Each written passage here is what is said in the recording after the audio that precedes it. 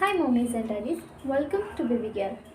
आज इस वीडियो में हम बात करने वाले हैं कुछ कॉमन मिथ के बारे में जो सदियों से चला आ रहा है, जिसका कोई साइंटिफिक प्रूफ नहीं है, हमारे डॉक्टर्स का मानना नहीं है, लेकिन ये हमेशा हमारे बड़े लोग जो हमारे मदर इन लॉ होंगे या फिर सिस्टर इन लॉ होंगे या फिर हमारी मम्मी या फिर हमारी दीदी हमें बताते रहते हैं।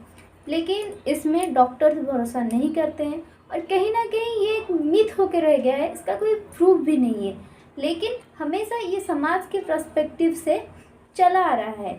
ये सब आज हम डिस्कस करने वाले हैं और इसके बारे में जानने वाले हैं और मैं आपको बताने वाली हूँ कि क्या ये सच है, क्या इसका कोई साइंटिफिक प्रूफ है या नहीं, या सिर्फ ये एक कॉमन मिथ है, या फिर इससे क्या खतरा हो सकता है बच्चे को। ये सब बारे में हम आज बात करने वाले हैं। वीडियो स्टार्ट करने से पहले मैं आपको रिक्वेस्ट करूंगी कि अगर मेरा ये वीडियो आपको पसंद आएगा तो लाइक कीजिए, अपनी दोस्तों के साथ शेयर कीजिए और मेरी चैनल को सब्सक्राइब करना ना भूलिए। साथ ही साथ बेल आइकन को हिट कर दीजिए ताकि मेरी अगली वीडियो की नोटिफिकेशन आप तक ज़रूर पहुँचे। तो चलिए वीडियो को स्टार्ट करते हैं। पहला मिथ है बच्चे के रोना। अक्सर मैं तो ये बहुत खुद के एक्सपीरियंस से बोल रही हूँ, बहुत बार मुझे बोला गया है बच्चे को थोड़ा रोने दो, वो स्ट्रांग होगा, बच्चे को थोड़ा रोने दो, उसका गला खुलेगा।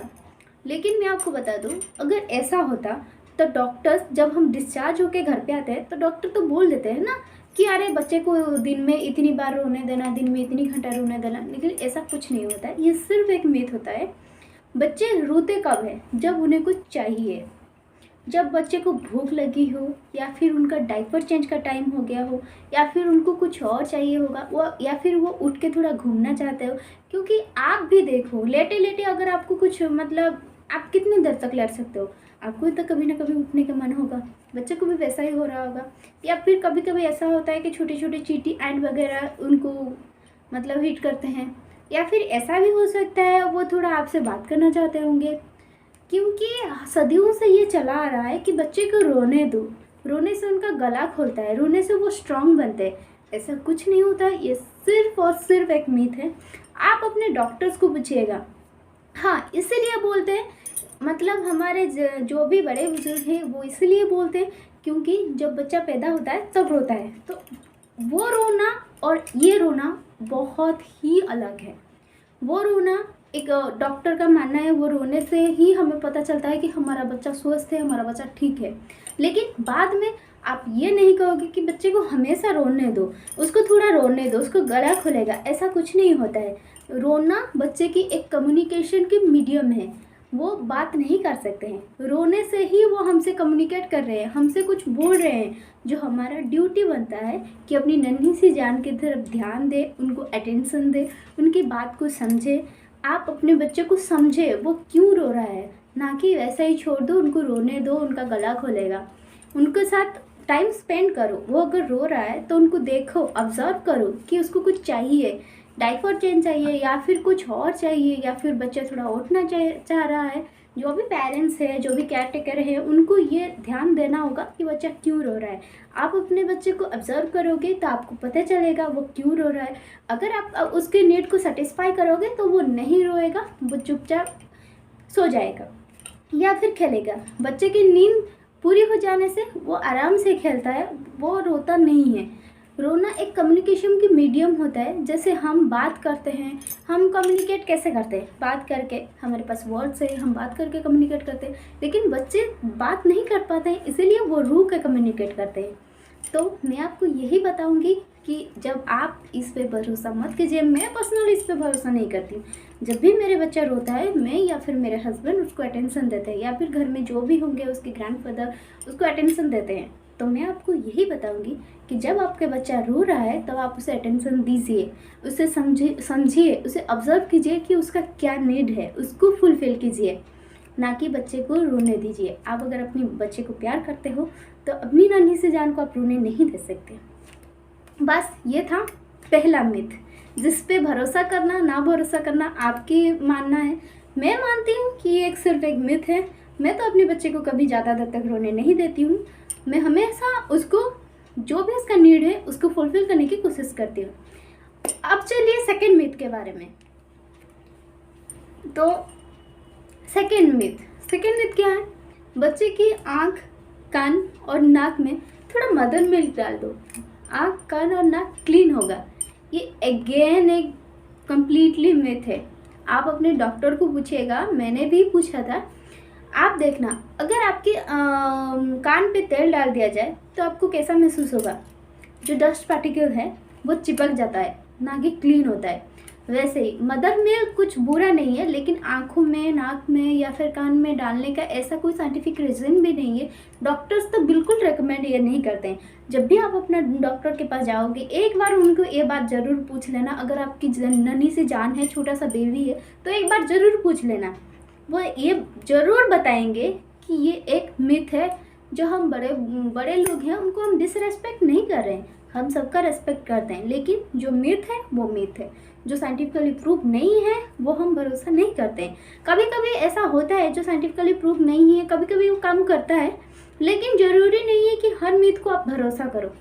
अगेन ये एक मिथ है। अगर मेरी जब बच्चे के आँख में कभी कभी अगर गलती से भी दूध गिर जाता है तो वो आँख ऐसे बंद करके रखता है और रोता है, मतलब उसको कुछ तकलीफ हो रहा होगा, वरना बच्चा क्यों रोता है? तो मैं आपको यही बताऊंगी, अगेन ये एक मिथ है, इस पे भरोसा। तो तीसरा हम चलते हैं तीसरे मिथ के बारे में, जो कि बहुत ही कॉमन चीज़ है। आप सबको पता है, मुझे भी पता है। आई डोंट नो आपको पता है कि नहीं ये मिथ है, या से आप इसमें बिलीव करते हो कि नहीं, लेकिन मैं तो इसमें बिल्कुल भी बिलीव नहीं करती हूँ कि पाउडर से बच्चे गोरा हो जाते हैं।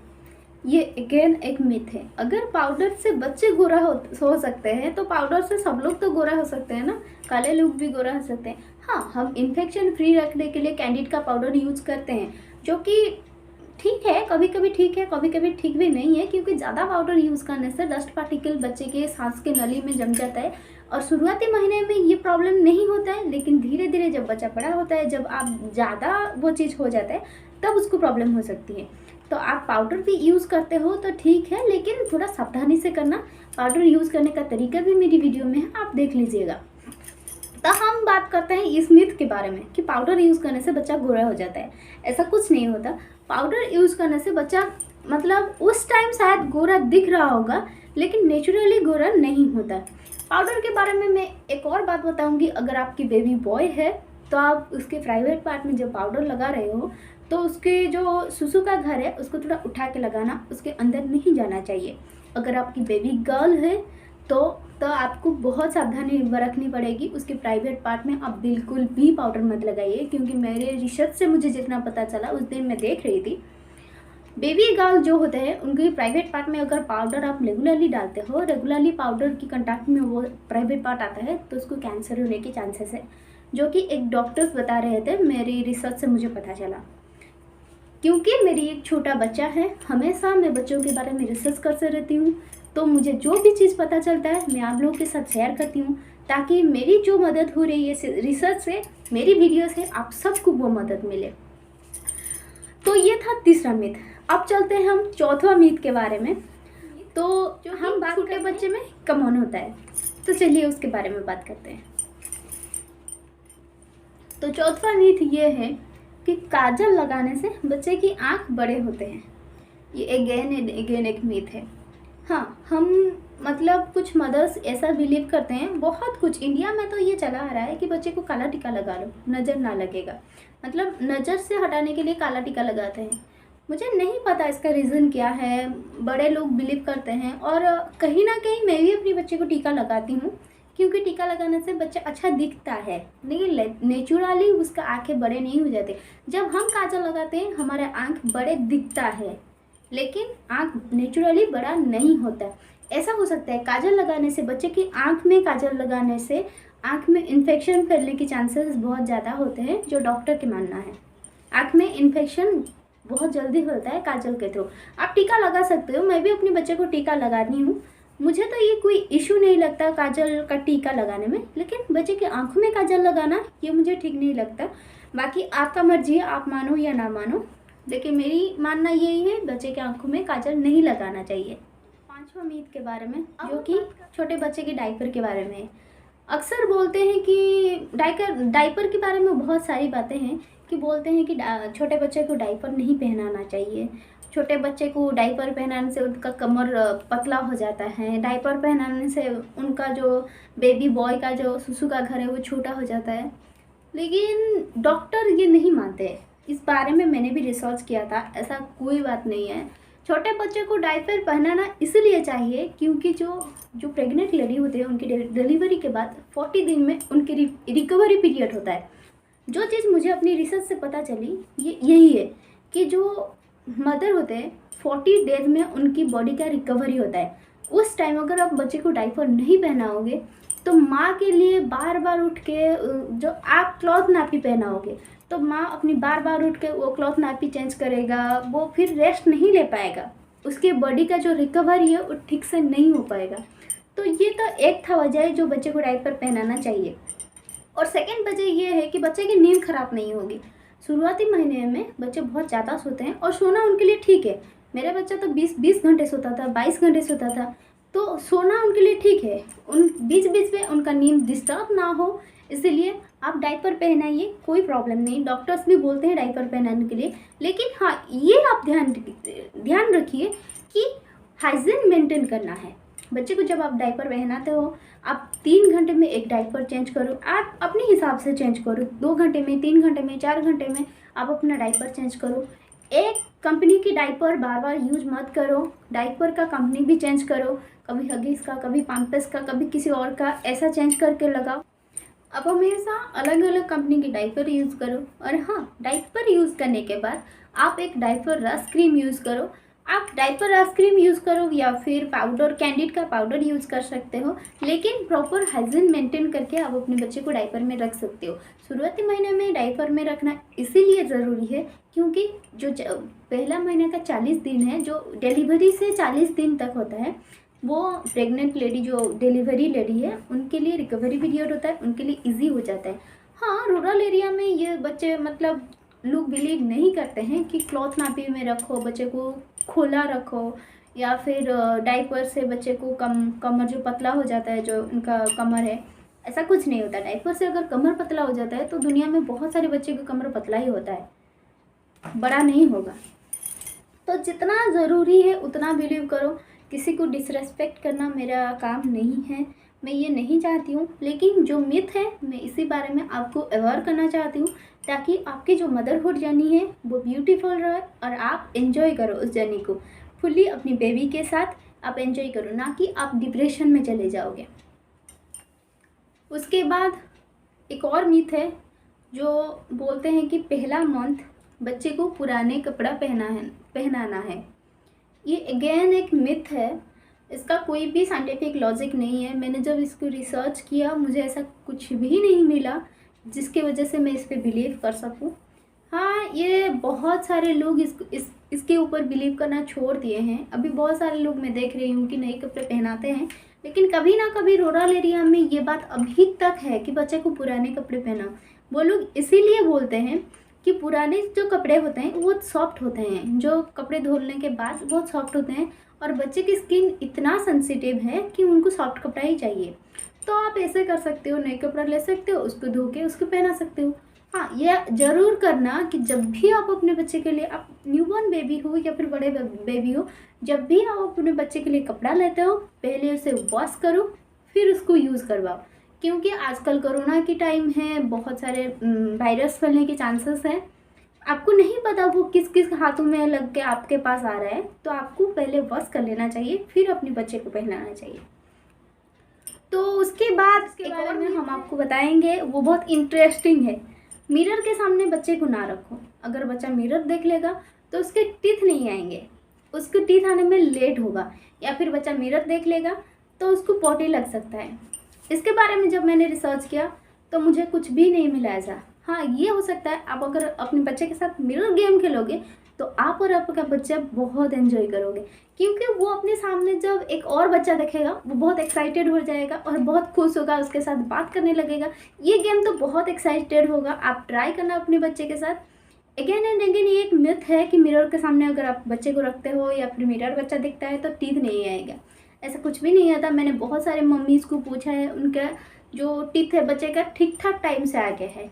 जब मैंने पढ़ा है और जो कमेंट्स आते हैं वो रिसर्च से, तो उनका मानना ये है कि नहीं, बच्चे को मिरर के सामने रखने से बच्चा इंटरेस्टिंग होगा, मतलब बच्चा इंटरेस्ट होके खेलेगा वो गेम, और उनका टीथ भी ठीक ठाक टाइम में। तो लास्ट में हम बात करना, एक सीरियस टॉपिक है जो मुझे भी बोला गया था कि बच्चे को बीच बीच में थोड़ा पानी दे दो। जब मैंने डॉक्टर को पूछा, जब मैंने डॉक्टर को पूछने से पहले रिसर्च भी किया था, मुझे यही पता चला कि बच्चे को 6 मंथ से पहले पानी नहीं देना चाहिए। लेकिन मुझे भी यही चीज़ भूला गया था कि बच्चे को थोड़ा थोड़ा बीच बीच में पानी दो, उसका गला सूख जाएगा, वरना ऐसा कुछ नहीं होता है। जो मदर मिल्क होता है, मदर मिल्क में सफिशिएंट पानी होता है। वाटर की जो लेवल है मदर मिल्क में ज़्यादा होता है, जो बच्चे के लिए सफिशिएंट होता है। इसको बाहर के पानी देने की कोई ज़रूरत नहीं होती है। हाँ, अगर आप बच्चे को पानी दोगे तो बच्चे को इन्फेक्शन के चांसेस हो सकता है, क्योंकि जो मदर मिल्क है वो डायरेक्ट मतलब इन जो पानी है, पता नहीं उसमें क्या होगा क्या नहीं, बच्चे को इन्फेक्शन हो सकता है, बच्चा बीमार भी हो सकता है। तो मैं ये बताऊंगी, ये भी एक क्या बोलूँ मैं इसको तो मिथ नहीं बोल सकते, लेकिन ये एक सीरियस है कि आप अपने बच्चे को पानी ना दो 6 महीने तक। आप सिर्फ मिल्क प्रोवाइड करो, उसमें पानी की होता है, पानी जितना बच्चे की बॉडी को चाहिए उतना उसमें पानी होता है। आप अलग से पानी देने की ज़रूरत नहीं है। अगर इस बारे में आप ज़्यादा जानना चाहते हो तो आप अपने डॉक्टर को भी पूछ सकते हो, वो भी यही बताएंगे।